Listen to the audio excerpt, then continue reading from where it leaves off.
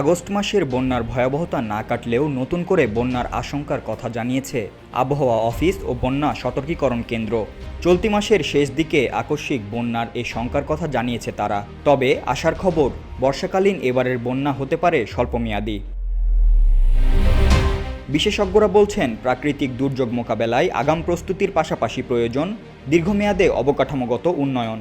বন্যা সতর্কীকরণ কেন্দ্র জানায়, চলতি মাসের 10 থেকে 15 দিনের মধ্যে বন্যার আশঙ্কা না থাকলেও সেপ্টেম্বরের শেষ দিকে আকস্মিক বন্যার আশঙ্কা রয়েছে। সিলেট, ময়মনসিংহ ও চট্টগ্রাম অঞ্চলের পাশাপাশি এই বন্যা উত্তরাঞ্চলকে গ্রাস করতে পারে।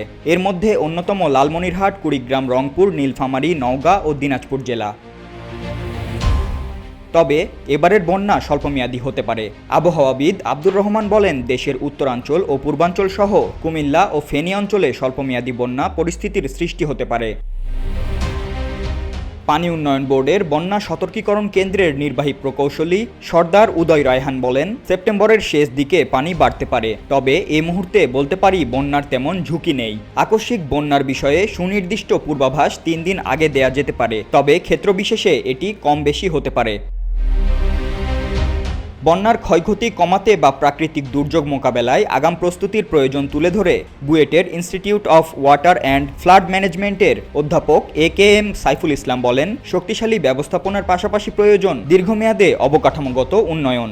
নদীর পানি নেমে যাওয়ার ক্ষেত্রে বাধা পাচ্ছে জানিয়ে বুয়েটের এই শিক্ষক বলেন, এবারের এবং আগের বন্যায় আমরা দেখেছি নদীর পানি চাইলেও দ্রুত নেমে যেতে পারছে না। অনেক জায়গায় তেমনটা দেখা গেছে। সেসব বিবেচনায় নিয়ে নদী খনন করতে হবে। খালের সাথে নদীর কানেক্টিভিটি রক্ষা করতে হবে। নদী ভরে যাওয়ায় পানি ধারণ ক্ষমতা কমে গেছে, ফলে পানি কিছুটা বেশি চলে আসলে তা সমতলে ছড়িয়ে পড়ে। বাঁধ নির্মাণের ক্ষেত্রে সঠিক ও বিজ্ঞানসম্মত পরিকল্পনার কথাও বলেন এই বিশেষজ্ঞ।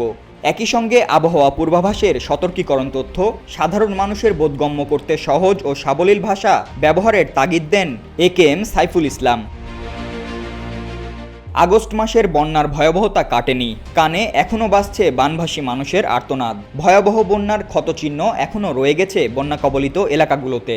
কিন্তু এরই মধ্যে চলতি সেপ্টেম্বরে দেশে নতুন করে বন্যার পূর্বাভাস দিয়েছে আবহাওয়া অফিস। গত আগস্ট মাসে 11টি জেলায় বন্যা দেখা দেয়। এতে আক্রান্ত হয় 1/2 কোটিরও বেশি মানুষ।